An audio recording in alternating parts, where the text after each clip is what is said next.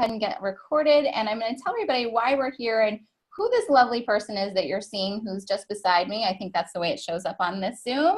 But we're here today to talk about an epic success story, and her name is Sara Fox, and she's freaking amazing. What we're going to talk about is what's going on for you in your business right now, because you've got some really, really amazing things happening. And we've been in connection for, I feel like forever. I think it's probably been a handful of months, but it's been since October, so it's not been that long. But in entrepreneur world, this is a really long amount of time. But Sara, why don't you go ahead and introduce yourself? Because what I know about you is that you are whip smart, really funny, an awesome gal all around. You make people feel excited and good, and you know how to turn book, words, all the goodness into actual magic that people want to buy, read, and be around. That's how I would describe you. But tell us and tell the rest of the world who you are and what your magic is. Sure. So I'm a book coach for entrepreneurs or people who are career authors. I also run an editorial agency where we help people polish their books, make sure it's clear to their audience, and just put their best possible book out there and develop connections with the world and change it. So yeah, that's what I do. And I'm also a writer and a novelist.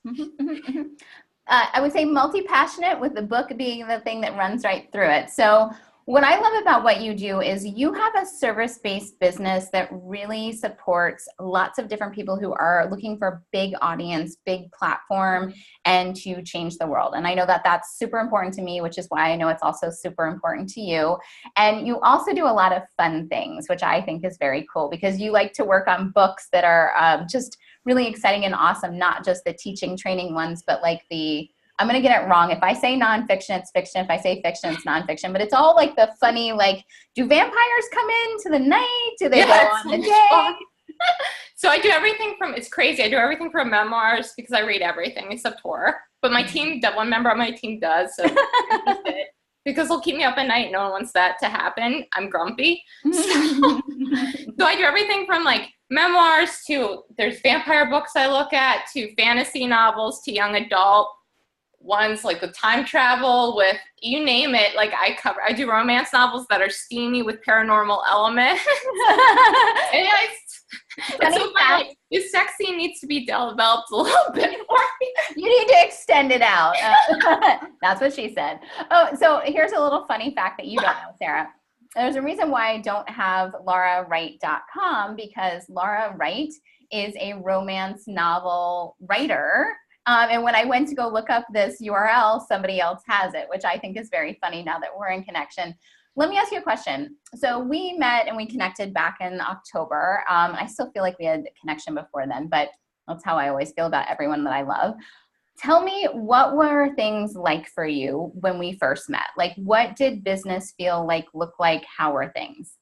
My rates were lower, so I don't know if that's where to start this, but my rates were lower. I was way overworked. Like, I had less of a team, so that's where it was started. I didn't make as much free time for myself. I thought I was the lowest priority, which she changed. I love how you said it. There was so much.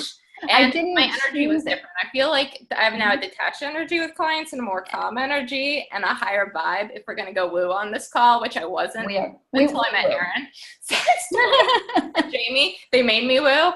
But yeah, so like the energy's just shifted, and it's just a better life and a happier life and a more well-balanced life, which is I love it. I know one of the things that we worked on was not just raising your rates. And I really want to talk about this, because I think when I always teach clients, the first thing that we do is we stabilize your income so you can actually grow. Actually, I have I'm always supposed to remember to put the things on there. I probably put the URL in, but my Epic Scale Guide is the process that you and I have gone through. It's there's a URL in there, but the whole thing is that we want to get your foundation solid so you could actually take the time. So I know that when we were first starting to talk together, that the issue was there's no time because I have to work as much as I need to bring in the money. So when we looked at your rates, we did a few things to not just raise them, but to change your ideal clients. And I know that's been really important for you as well. Why don't you tell us a little bit about what it's been like going through a process of being able to say yes or no to someone you work with, as opposed to having to just take on everybody who comes your way? Oh my gosh, it's such a huge difference, even energetically. Like, if you're not working with the right people, it's very, very draining. if you're working with people that are excited to work with you and appreciate you and are just like a good fit for your personality and lines, you're just excited to wake up every day. You don't have to dread a phone call. Like, it's just this much more positive energy, which improves your life, right? And that draws in more clients. So it's a cycle. So if you're feeling good, people are attracted to you. I'm a projector. If you want to do human design, so it's good for me to be in a happy state. So it's drawing in those people, and it's just been amazing. Like, when you say no to things, I can say yes to other things. Like, I was able to take some time to work on my novel more, which is important to me, and I'm still making more money than ever. It's just been, and I can get more to my team, and it's just amazing when you start saying things no to things that are yes, more things come, like it's, and double it. Like, if you had like 5 clients, you take on the ones that aren't good, you'll suddenly get 10 clients that are amazing that come in. And I don't understand, it's energy, and I don't get that. That's not my thing, but it works. Like, I'll tell you what thing. Yeah, I'll tell you why it works. So Sara knows that it works, and I'll tell you why it works. So one of the biggest tools that I help clients work with is to detach from the outcome. A lot of times we get caught up, and I even get caught up in this. We'll have moments where I'm like, I need 8 people in a program, and I get caught on like, it's the number, I've got to have 8 people, and or like, we need $20,000, and you get caught on it. And what happens is that kind of crunchy energy, that is very client repellent. Client attractive energy is when you feel good. And so that's what we've clicked over for you, is we changed your rates so you actually enjoy delivering. There's something about high ticket sales that I love, which actually attracts high ticket clients. I know that sounds like the same thing, but what I mean is the person who is ready to invest at a high level, they've actually probably developed themselves a bit. They are at a place where they can listen, and they want you as an expert. I mean, that's really, really helpful. And I think that's been something that you've stepped into, is owning your expertise. And I think that's been that's been an awesome thing for me to watch on the outside, is having you like really step into like, you know what the fuck you're doing. Oh, yeah, I know that now. Like, and I always did. It was just like a Wizard of Oz moment where you need to realize it's always in you the whole time. Like, I always knew that, like, I knew my stuff. I knew that I was an expert. I know, like, I have over like 13 years of experience. My first word was book. I've been reading my whole life. I've owned 2,000 books in my home. Like, I eat, breathe, and sleep this stuff, and I love it.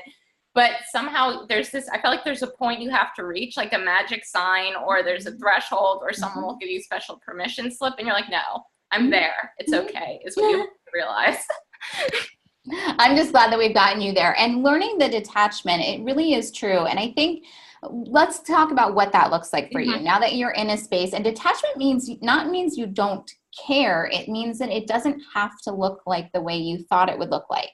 So right now, what does your business look like? We went from a space of undercharging, overworking, like head down, I'm last. And now you've got a business that has, how many team members do you have right now? I have currently 3. I'm looking to hire on another one, a salesperson, which is amazing because there's too many sales calls for me to keep up with. It's like 15 to 20 a week inquiries I'm getting, which is crazy, right? That 8 in a day, that's a lot for me, at least. That's a huge amount.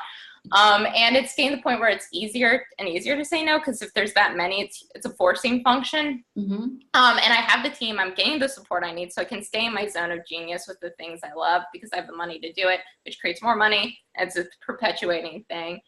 Yeah, I'm booked out through October, and it's so much more relaxing. Like, and now I don't have to worry. Like, and it was just even just a mindset shift. I don't think it was necessarily this happened, I got the mindset. I think obviously it's easier when that happens, but the mindset, I think, is what caused the ripple effect, because I'm not like worried, like, will this person come through on this call? I'm like, okay, let's see if it's a good match for me, just as much as if I'm a good match for them. And I've realized if it's not a good match in either direction, it's not worth it. It's never worth it.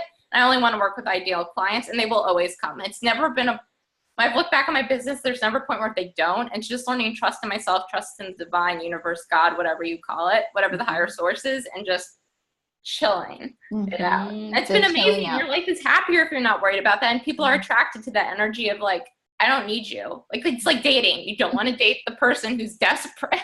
It's so true. And what I love is you just said like the number one principle. Well, I always say this, everything's the number one. Everything is the most important because that's what we do as quick starts. But the number one thing is in a sales conversation, there are two parties involved. Most people get onto a sales call and it's, I got to get the client. Do they want to work with me? And what you've activated is, do I want to work with them? And do they want to work with me? I always like to say it's got to be a yes on both sides. If you don't have a double yes, then you shouldn't go forward. And what you've learned is every single time you've said no to somebody that was misaligned, you got to get way more alignment with the people that you say yes to. It's true. It's amazing.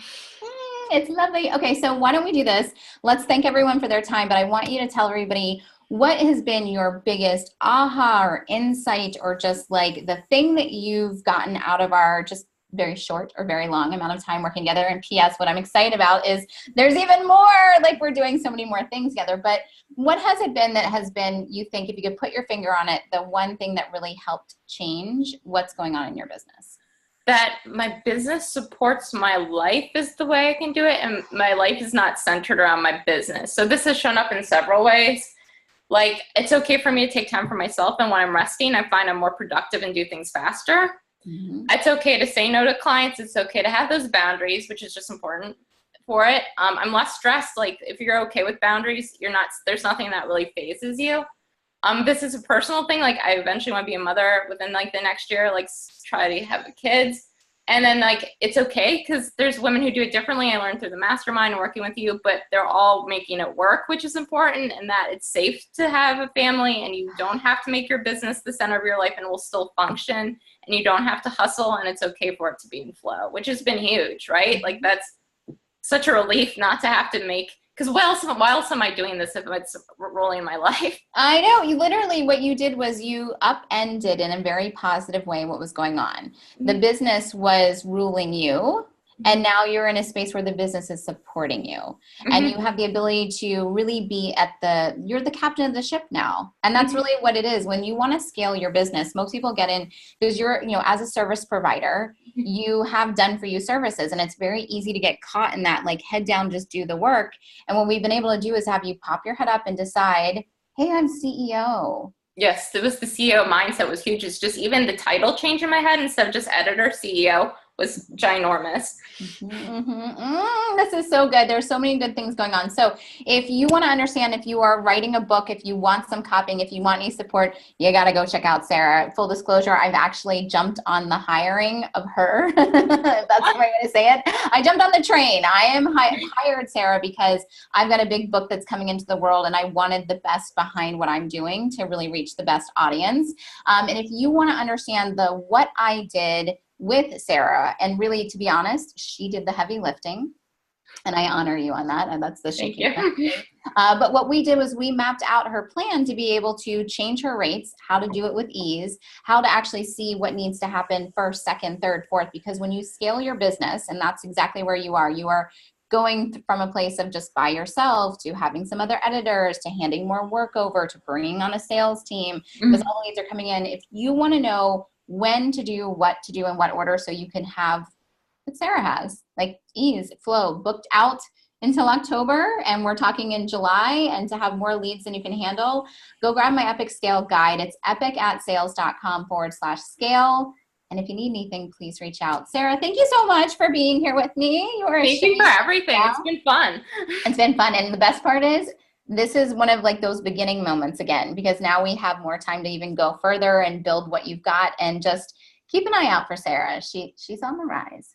Well, thank you. Thanks, everyone. Thanks, everyone. Bye.